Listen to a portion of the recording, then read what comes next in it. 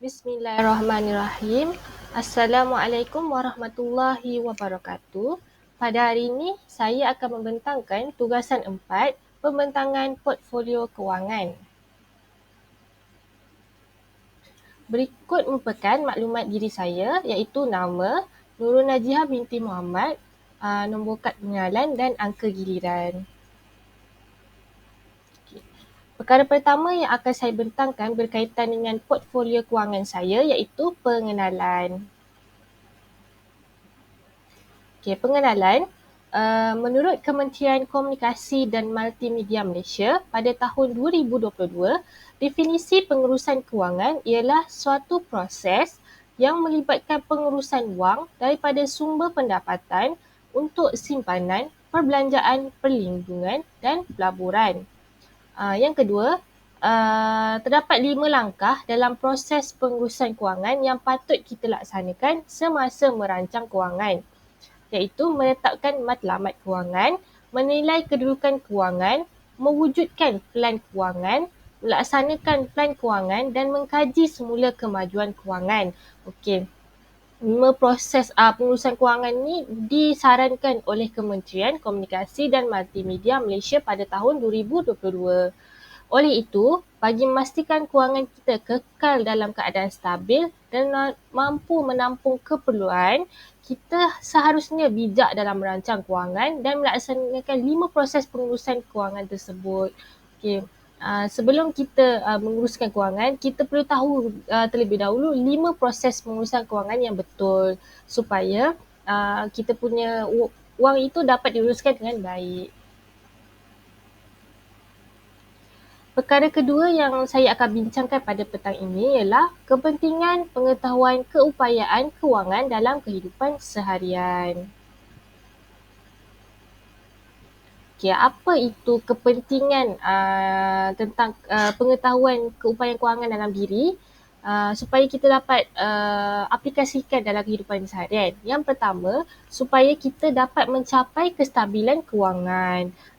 Kestabilan kewangan ni kita bebas daripada hutang, kita dapat membelanjakan kewangan dan mencukupi kewangan kita dengan kita belanjakan kewangan kita dan kita boleh tampung keperluan kita dalam kehidupan seharian kita tanpa berfikir panjang ataupun kita tak ada masalah di belakang hutang yang sampai kita tak mampu nak bayar. Yang kedua, ilmu berkaitan simpanan supaya mempunyai simpanan yang mencukupi untuk dana kecemasan. Perkara yang kedua ataupun kepentingan, kalau kita tahu tentang keupayaan kewangan kita, yang keduanya ialah kita dapat ilmu berkaitan simpanan supaya simpanan kita tu cukup untuk kita gunakan semasa kecemasan.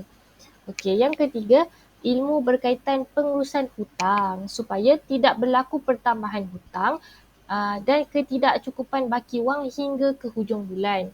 Ilmu pengurusan hutang ni sangat penting kerana setiap pada kita akan buat hutang pada pihak bank ataupun mana-mana pihak supaya boleh mencukupi keperluan kita. Hutang ni banyak seperti hutang kereta, hutang rumah dan sebagainya. Jadi kita perlu bijak urus hutang kita supaya tak ada berlakunya pertambahan hutang yang sampai kita tak boleh nak bayar dan baki wang kita mencukupi untuk memenuhi keperluan kita hingga ke hujung bulan. Yang keempat, membebaskan diri, keluarga dan fikiran daripada belenggu hutang. Ini kepentingan seterusnya iaitu bebaskan diri kita dan keluarga kita daripada belenggu hutang. Bila kita ada ilmu ni, kita dapat uruskan dapat uruskan kewangan kita supaya tak dibelenggu hutang yang melampau sehingga kan boleh menjejaskan diri dan hubungan kita dengan keluarga dan sebagainya. Seterusnya, kemahiran pengurusan kewangan. Perkara yang ketiga yang saya akan bentangkan ialah kemahiran pengurusan kewangan. Terdapat 3 kemahiran pengurusan kewangan yang saya tekankan dalam portfolio ini, iaitu perancangan simpanan dan pelaburan, perancangan hutang dan kredit, Dan yang ketiga, trend kewangan semasa ataupun isu kewangan semasa. Okay. Kita pergi kepada perkara ataupun kemahiran yang pertama, perancangan simpanan dan pelaburan. Okey, dalam portfolio saya menekankan lebih kepada pelaburan kerana simpanan yang saya lakukan melalui pelaburan saya. Okey, yang pertama, maksud pelaburan berdasarkan laman web rasmi Kerajaan Malaysia iaitu My Government ialah komitmen wang atau modal untuk membeli instrumen kewangan atau aset lain untuk mendapatkan hasil yang menguntungkan dalam bentuk bayaran faedah, pendapatan atau penambahan nilai instrumen. Terdapat beberapa jenis bentuk pelaburan iaitu pelaburan tunai dan faedah tetap, saham, dana unit amanah, hartanah dan bond.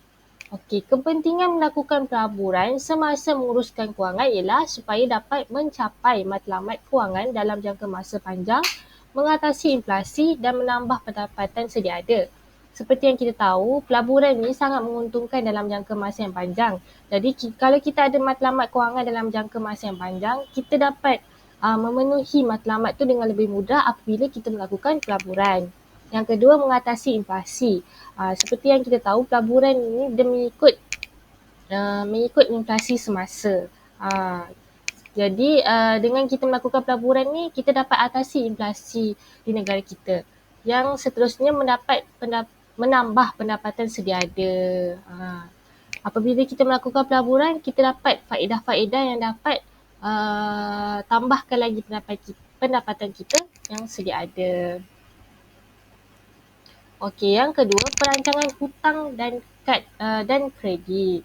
Okey, seperti yang kita tahu, sebagai penjawat awam, kita tidak dibenarkan berhutang melebihi 60% daripada gaji yang diperoleh. 60% ni, kalau kita lebih daripada 60%, dikira gaji kita tidak sihat ataupun kewangan kita tidak sihat. Jadi, hal ini demikian kerana terdapat akta berkaitan tersebut yang tidak membenarkan baki gaji bagi setiap penjawat awam kurang daripada 40%. Okey, penjawat awam ni tidak dibenarkan kurang daripada 40% baki gaji pada setiap bulan. Jadi apabila kita buat hutang ni, pastikan hutang kita tidak melebihi 60% daripada baki gaji yang kita ada. Okay. Hal ini demikian bagi memastikan kesemua penjawat awam mempunyai kewangan yang sihat dan tidak diisytiharkan muflis oleh bank negara yang boleh menjejaskan perkhidmatan. Okey, seperti yang kita tahu, sebagai penjawat awam, kita tidak dibenarkan muflis oleh bank negara kerana ini boleh menjejaskan nama baik kita dalam perkhidmatan. Jadi, akta ini dibuat supaya penjawat awam tidak membuat hutang melebihi 60% yang menyebabkan nama kita boleh dimuflis oleh bank negara apabila kita tidak mampu untuk membayar kesemua hutang-hutang yang telah kita buat. Okey, berdasarkan laman web rasmi Hospital Kluster Manjung, akta berkaitan jumlah hutang yang tidak dibenarkan tersebut ialah Peraturan 13 dalam kurungan 7, Peraturan Pegawai Awam dalam kurungan Kelakuan dan Tata Tertib 1993, Pindaan 2002, ungkapan keterhutangan kewangan yang serius. Dalam erti kata lain, apabila kita membuat pinjaman, kita mestilah mengambil kira kapasiti kita untuk membayar balik pinjaman tersebut. Okay. Sebelum kita membuat hutang, kita kena pastikan dulu hutang kita itu kita mampu ataupun tidak mampu untuk membayarnya. Dan pastikan apabila kita buat hutang tu, kita kira dahulu baki gaji yang dapat. Kalau dia kurang daripada 40%, maksudnya kita perlu berhati-hati dengan hutang kita tu. Okey, ataupun kita tak payah tambah lagi hutang yang sedia ada. Okey, kita perlu bijak dalam membuat hutang supaya hutang tu dapat memberi manfaat pada kita, bukan lagi menambahkan masalah pada diri kita. Okay. Seterusnya, dalam kemahiran kewangan ni, kita juga perlu tahu trend kewangan semasa ataupun isu kewangan semasa supaya kita boleh rancang kewangan kita mengikut peredaran zaman ataupun mengikut keperluan semasa. Okey, trend kewangan semasa, yang pertama yang saya cuba jelaskan dalam portfolio saya ialah perniagaan atas talian. Okey, menurut Yan Ho, pengarah Pengarah Urusan Serantau Shopee menyatakan pada tahun 2020 telah mengubah cara hidup, bekerja dan berbelanja secara dalam talian di Malaysia. Okey. Pada tahun 2020, pengarah urusan serantau Shopee ni, Yan Ho, dia buat kenyataan dengan mengatakan rakyat Malaysia ni dia dah ubah dah cara hidup dia. Cara bekerja, belanja dengan melakukan kesemua urusan seharian tu dalam talian. Okay, sebab seperti yang kita tahu, pada 2020 ni juga berlaku pandemik COVID-19. Jadi pandemik COVID-19 ni telah mengubah cara hidup masyarakat di Malaysia. Okey. Yang kedua, masyarakat dilihat semakin selesa dengan keseluruhan ekosistem digital dan ini telah mendorong banyak industri perniagaan ke arah berniaga secara dalam talian. Okey, yang ini dipetik daripada artikel Nur Azmida Hussein dan Siti Nur Rashidah Roslan pada tahun 2021. Okey. Setelah berlakunya PKP ataupun PKP yang menyebabkan rakyat Malaysia tak boleh keluar pada rumah. Jadi kita buat urusan perniagaan ataupun segala urusan dalam digital dan rakyat Malaysia kini lebih macam terkenal dengan industri perniagaan ke arah berniaga secara dalam talian. Banyak faedah daripada perniagaan secara atas talian ni untuk rakyat Malaysia dan ini juga merupakan salah satu kesan daripada pandemik COVID-19. Okey, banyak aplikasi-aplikasi perniagaan yang menawarkan perniagaan secara atas talian yang tumbuh seperti cendawan selepas hujan pada ketika itu. Okay, selepas berlakunya pandemik COVID-19, banyak aplikasi-aplikasi perniagaan yang menawarkan perniagaan secara atas talian untuk membantu peniaga-peniaga ni melakukan perniagaan secara atas talian. Antaranya ialah Shopee, Lazada, Amazon, GrabFood dan Foodpanda. Okey, isu yang kedua yang cuba saya ketengahkan dalam portfolio ini ialah kenaikan kadar OPR. Okey, seperti yang kita tahu, berdasarkan laman web rasmi Bank Negara Malaysia, trend kenaikan OPR bermula pada pertengahan tahun 2022 iaitu pada 8 September 2022 iaitu sebanyak 0.25%. Okay, OPR ni kadar kenaikan semalaman. Okey. Kenaikan terkini kadar OPR di Malaysia ialah pada 6 Julai 2023 iaitu sebanyak 0.25% dan kekal sehingga pertengahan tahun 2023. Okay. Kadar OPR terbaru Malaysia ialah 3%. Kadar kenaikan OPR sangat mempengaruhi ekonomi negara terutama dalam sektor hartanah. Antara kesan kenaikan OPR kepada masyarakat ialah kos pinjaman lebih tinggi, peningkatan kos pinjaman kadar berubah, kesan ke atas simpanan dan deposit dan kuasa membeli berkurang. Okey, OPR ni walaupun peratusan dia kita lihat sedikit tapi dia sangat memberi kesan kepada masyarakat terutama kepada golongan muda ataupun golongan yang baru saja ingin beli aset seperti rumah, kereta.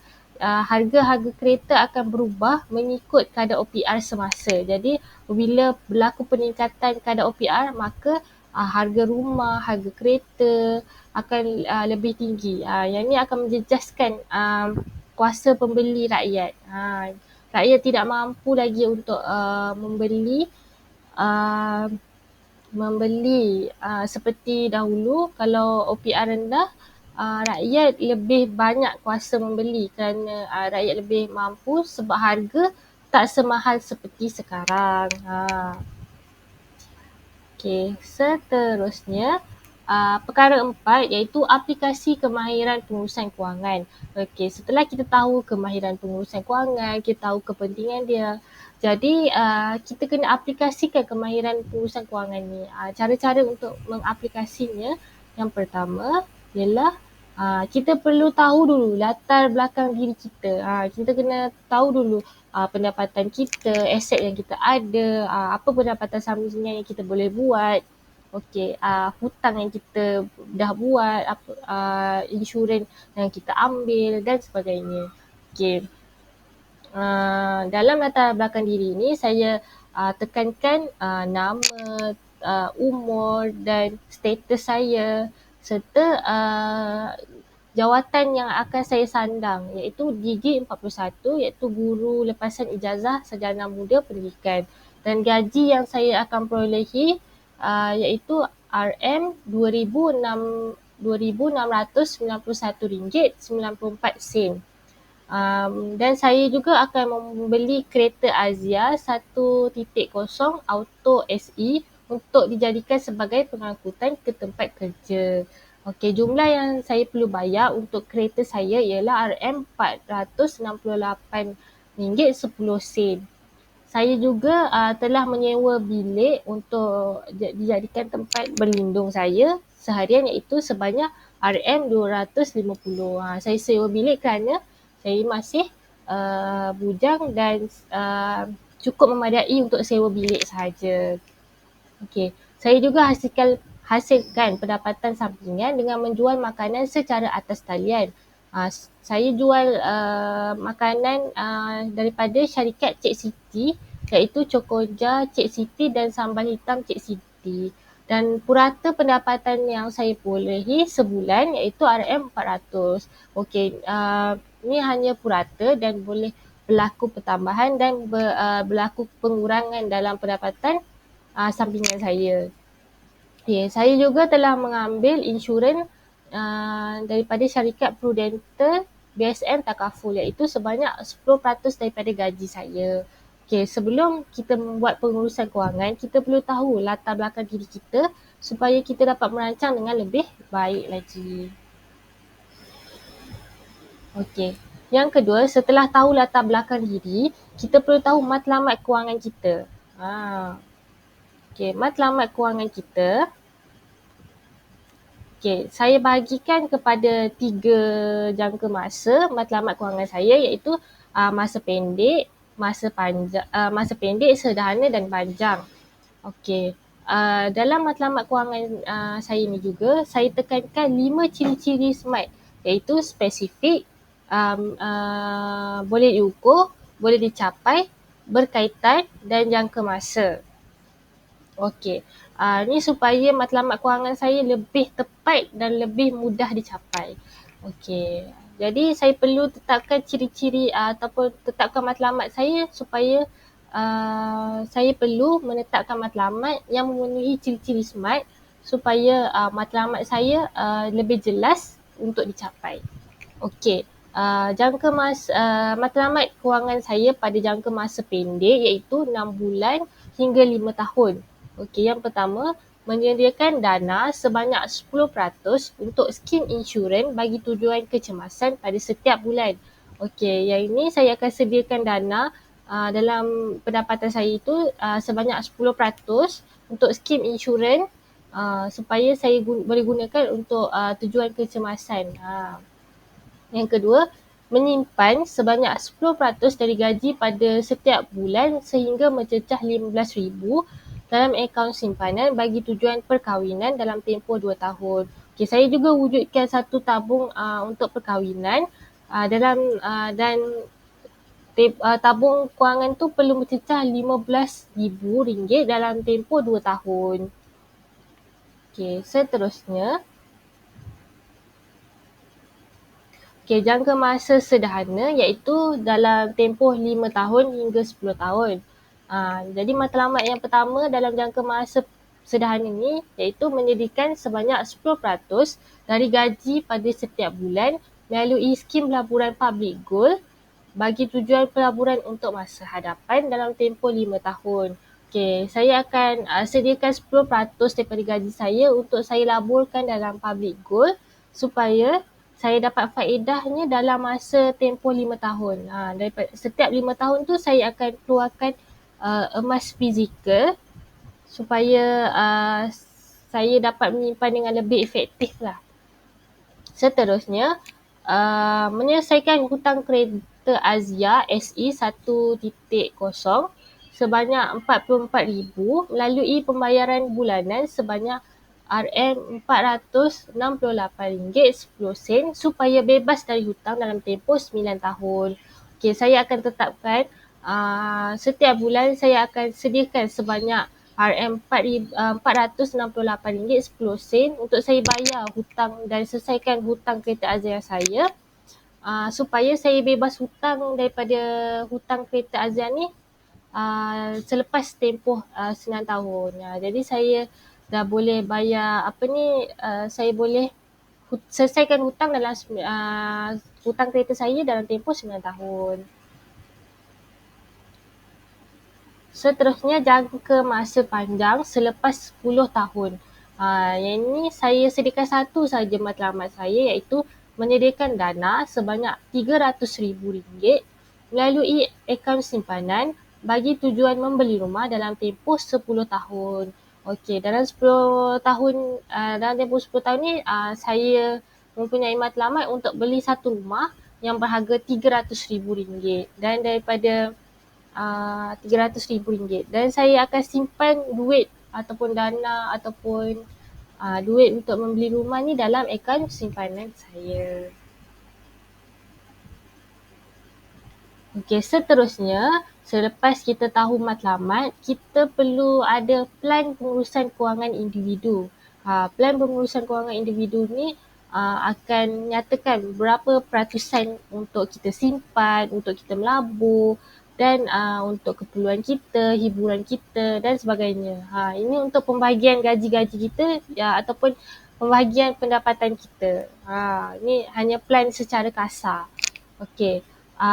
Plan pengurusan ni saya nyatakan pendapatan sebulan iaitu gaji saya sebagai DG41 iaitu RM2,691.94 dan purata hasil jualan. Kan saya ada buat jual produk Cik Siti tu yang cokoja dengan sambal hitam, jadi puratanya dalam RM400. Jadi saya tambahkan kedua-dua hasil pendapatan tu.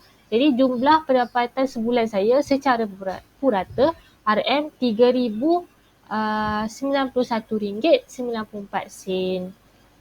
Jadi daripada hasil pendapatan sebulan iaitu purata hasil pendapatan sebulan itu RM3,091.94 tu saya akan bahagi-bagikan mengikut peratusan. Okey, peratusan yang pertama iaitu pelaburan sebanyak 10%. Jadi jumlah daripada jumlah yang saya boleh melabur iaitu sebanyak RM309.19. Bagi tabung perkahwinan juga saya sediakan 10%. Jadi sama juga macam pelaburan, RM309.19. Simpanan juga 10%, insurans juga 10%. Dan keperluan ni seperti bayar kereta, bayar bil, bayar sewa bilik dan sebagainya, makan, minum saya, alat tulis dan sebagainya. Jadi ini termasuk dalam keperluan. Jadi saya sediakan 50%. Agak besar kerana itu untuk menampung keperluan saya seharian ataupun dalam bulan tersebut. Okey, jadi daripada 50% daripada purata pendapatan sebulan saya, jadi RM1,545.97. Manakala hiburan pula sebanyak 10%. Jadi ini adalah peratusan bagi plan pengurusan kewangan saya secara kasar. Jadi sebelum saya menguruskan tu, saya bagi-bagikan dulu pendapatan saya kepada peratusan-peratusan untuk melengkapi keperluan saya. Seterusnya, jadi setelah kita tahu plan kita, baru kita boleh pergi kepada penyata aliran tunai ataupun bagaimana kewangan kita, duit kita masuk, duit kita keluar, supaya kita lebih tahu bagaimana keadaan kewangan kita. Okey, berikut merupakan penyata aliran tunai saya atau aliran keluar masuk duit saya pada setiap bulan, iaitu pendapatan sebulan sebanyak RM3,091.94. Jadi yang ini termasuk daripada gaji bulanan dan keuntungan dari jualan produk Cik Siti. Okey, jadi pendapatan saya bila ditambah dengan gaji bulanan sebanyak RM2,691.94 daripada gaji, RM400 daripada purata daripada jualan produk Cik Siti ni, ini pendapatan saya. Jadi perbelanjaan saya iaitu pelaburan sebanyak 10%. Iaitu penyediaan wang untuk dilaburkan dalam skim pelaburan Public Gold iaitu sebanyak RM309.19. Yang kedua, tabung perkahwinan 10%, menyimpan duit bagi tujuan perkahwinan di dalam akaun simpanan CIMB Bank. Okay, sebanyak RM309.19. Simpanan juga 10%, menyimpan duit bagi tujuan pembelian rumah di dalam akaun simpanan Bank Simpanan Nasional iaitu sebanyak RM309.19. Okey, insurans 10%. Insurans ni terbagi kepada 3 iaitu kad medical, insurans kemalangan dan insurans kematian. Okay, bagi kad medical sebanyak RM150, manakala insurans kemalangan pula RM100 dan insurans kematian pula sebanyak RM59.19. Jadi jumlah daripada insurans yang telah saya ambil iaitu sebanyak RM309.19. Okay. Sebabnya saya peruntukkan insurans saya 10% daripada hasil pendapatan saya.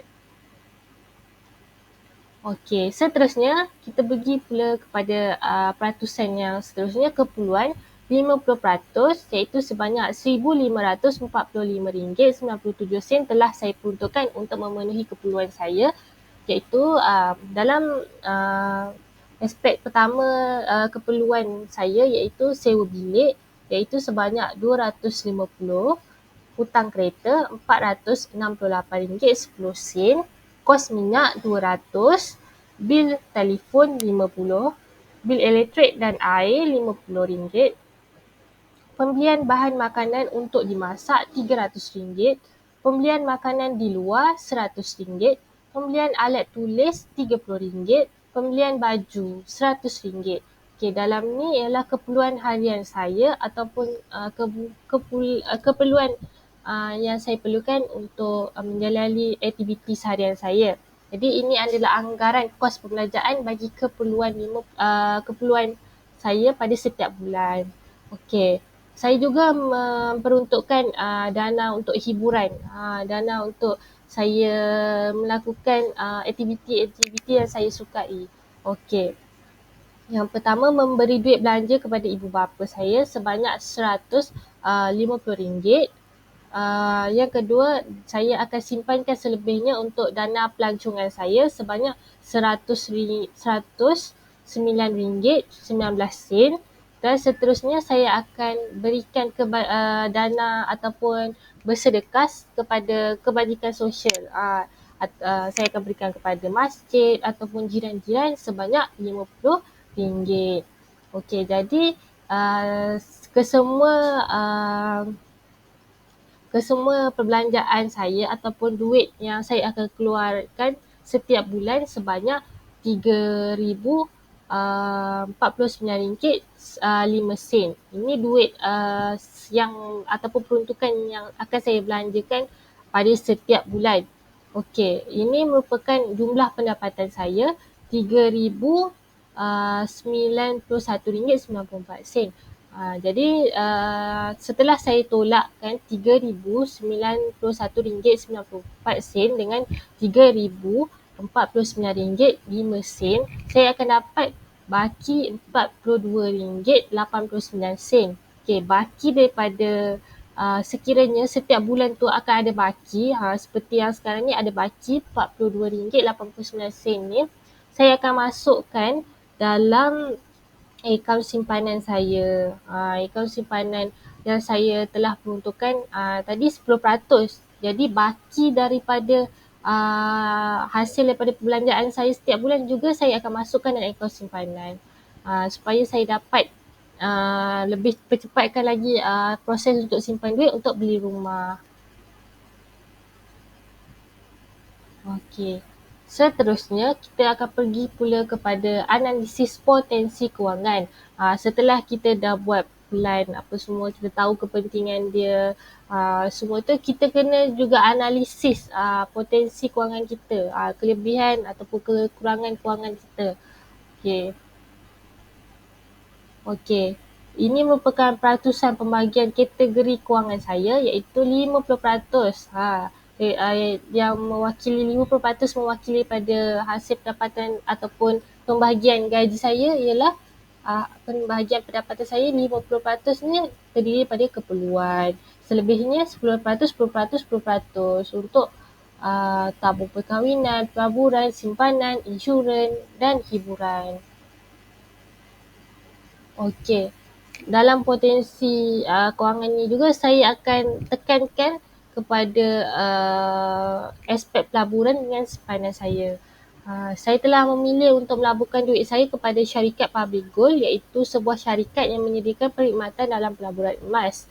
Seperti yang kita ketahui, berlakunya peningkatan harga emas pada setiap tahun di setiap negara yang menjadikan pelaburan dalam bidang tersebut membuahkan keuntungan kepada pelabur dalam jangka masa yang panjang.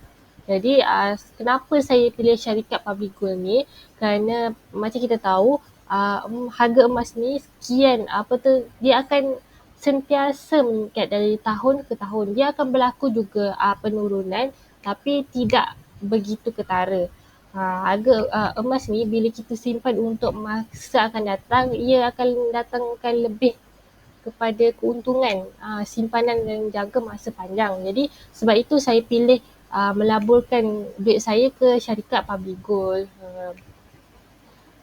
Saya akan mengeluarkan emas secara fizikal setelah baki dalam akaun Public Gold saya mencukupi dan dijualkan mengikut harga pasaran semasa berlakunya peningkatan harga emas atau menjadikan simpanan secara peribadi. Okay, setelah duit dalam akaun simpanan Public Gold saya mencukupi untuk mengeluarkan satu gold bar ataupun jongkok emas, saya akan keluarkan secara fizikal. Dan saya akan jualkan gold bar itu ataupun jongkok emas itu sekiranya saya memerlukan wang ataupun saya perlu gunakan duit ataupun saya akan simpan emas tersebut secara peribadi. Jadi bila saya rasa saya nak jual, saya akan jual. Tapi saya akan jual semasa harga emas sedang meningkat lah. Dan saya akan simpan sekiranya saya tak nak jual. Okay. Simpanan emas dalam bentuk fizikal juga mampu membantu saya dalam mengelakkan diri menggunakan duit hasil pelaburan kepada perkara yang tidak diperlukan. Bila saya simpan duit saya secara emas fizikal ni, saya simpan emas ni, saya akan elakkan diri saya daripada saya gunakan duit untuk perkara yang tidak diperlukan. Contohnya saya boleh elak berbelanja secara berlebihan. Sebabnya saya tak ada duit cash yang banyak, saya banyak kepada emas secara fizikal. Jadi saya tak akan jual emas tu secara sewenang-wenangnya. Itulah dapat elakkan diri saya daripada melakukan pembaziran. Okay, seterusnya, pelaburan ini juga mampu membantu saya dalam mencapai matlamat jangka masa panjang saya iaitu ingin membeli sebuah rumah yang bernilai RM300,000 dalam jangka masa 10 tahun akan datang. Okay, pelaburan ini juga dapat membantu saya untuk capai matlamat jangka masa panjang saya. Sebabnya saya simpan emas ni akan setiap tahun akan menaik dan akan satu ketika saya akan mencapai matlamat saya iaitu RM300,000. Di samping saya buat pelaburan, saya juga ada buat simpanan. Jadi saya boleh gunakan duit pelaburan ni dan simpanan saya untuk saya capai matlamat jangka masa panjang saya. Seterusnya, simpanan. Saya telah menyimpan duit saya dengan melaburkan duit saya melalui pelaburan tunai dan faedah tetap di akaun simpanan Bank Simpanan Nasional, iaitu BSN lah. Saya buat pelaburan tunai dan faedah ni sebabnya penyimpanan melalui pelaburan tunai dan faedah tetap memudahkan saya untuk urusan pengeluaran duit secara tunai dan ketiadaan risiko kehilangan modal. Okay, seperti yang kita tahu, antara faedah yang kita perolehi bila kita simpan duit melalui pelaburan tunai dan faedah tetap ni, kita dapat keluarkan duit secara tunai. Sebabnya kita boleh pergi mana-mana bank dan kita boleh cocok duit kita dalam akaun simpanan kita kalau kita ada duit. Jadi kita boleh keluarkan duit simpanan kita kalau kita berlaku kecemasan ke apa ke. Ni sangat memudahkan saya lah. Jadi yang keduanya ketiadaan risiko kehilangan modal. Bila kita melaburkan duit tunai kita ataupun melabur secara tunai dan faedah tetap ni, dia tak ada risiko kehilangan modal. Walaupun kita tak ada faedah, tentu faedah kita faedah yang diberikan oleh pihak bank tiada kerana berlakunya kerugian kepada bank tersebut. Tapi duit kita still ada sebabnya kat situ tiada risiko kehilangan modal walaupun tiada faedah yang diberikan oleh pihak bank. Okey, yang ketiga, pelaburan tunai dan tetap juga sesuai untuk simpanan atau matlamat kewangan jangka masa pendek kerana pelaburan tersebut hanya terkesan dengan kadar inflasi negara dan kadar inflasi negara akan menunjukkan kesan secara jangka masa panjang. Okey, seperti yang kita tahu, pelaburan tunai ni dia tak bagi kesan yang dalam jangka masa yang pendek. Jadi bila kita ada matlamat kewangan jangka masa pendek, dia sesuai lah untuk dilakukan kerana dia tak mudah terkesan untuk dalam jangka masa pendek. Jadi kalau kita nak simpan duit untuk jangka masa pendek, dia sangat-sangat sesuai. Sebab dia hanya terkesan apabila kadar inflasi negara terkesan. Okay, kadar inflasi negara ni tidak selalunya berlaku. Dia akan berlaku dalam tempoh masa tertentu dan dalam jangka masa yang panjang. Jadi sangat sesuai untuk kita simpan duit untuk kegunaan dalam jangka masa pendek dalam pelaburan tunai ni. Okey, seterusnya oleh itu saya memilih untuk membuat simpanan dengan melaburkan duit saya melalui pelaburan tunai dan faedah tetap di akaun simpanan Bank Simpanan Nasional untuk memudahkan saya mengeluarkan duit secara tunai apabila berlakunya perkara-perkara yang di luar jangkaan saya yang memerlukan duit segera. Okay, contohnya saya berlaku kerosakan kereta ke, saya perlukan duit. Jadi saya boleh keluarkan dekat mana-mana je bank secara tunai. Jadi ini memudahkan saya lah apabila saya simpan duit dalam akaun bank simpanan ataupun saya melaburkan duit saya dalam pelaburan tunai dan faedah tetap ni. Okey, seterusnya kita akan pergi kepada penutup iaitu penghujung daripada pembentangan portfolio saya. Okey, kesimpulannya, pengurusan kewangan sejak awal iaitu sejak gaji pertama diperolehi sangat penting bagi memastikan keadaan kewangan pada jangka masa yang panjang tetap stabil. Mengamalkan gaya hidup yang sederhana turut mempengaruhi struktur kewangan kerana gaya hidup yang sederhana mampu menyelesaikan perbelanjaan dengan pendapatan yang pada kadar yang maksimum.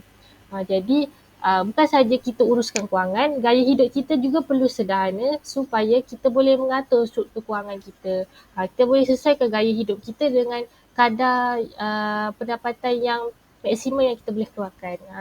Jadi bila gaya hidup kita sederhana, jadi kita nak keluarkan duit pun tak terlalu banyak untuk menampung gaya hidup kita tu.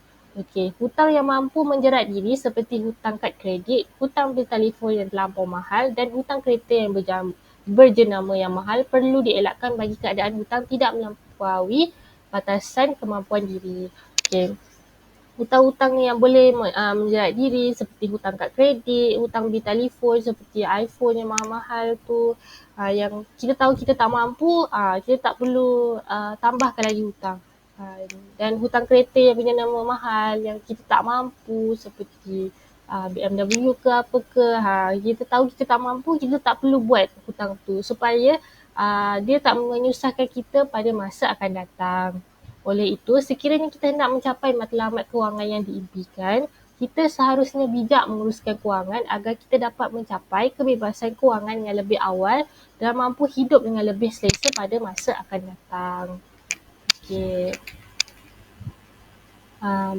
Berikut merupakan rujukan saya, Bank Negara Malaysia, Berita RTM, Hospital Sri Manjung.